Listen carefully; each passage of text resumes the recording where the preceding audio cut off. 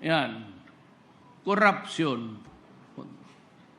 Pinakamaintindi corruption sa mababa. Wala na kayong problema dito sa taas, sa executive department, yung mga kabinete.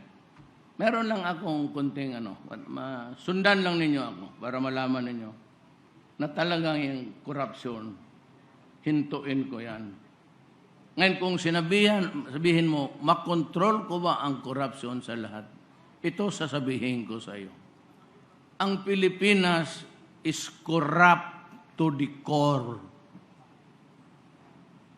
Ibang-ibang mesa yan dyan sa City Hall o kaya sa National. Pagka dumaan yung papel dyan, pera yan. Ilang mesa yan. Business permit.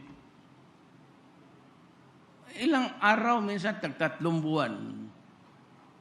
Maynila, 2-3 months. Hindi ko maintindihan. Pabalik ng balik ang tao, balik ng balik. Kasi kung hindi ka talaga maglabas ng pera, hindi lalabas yung papel.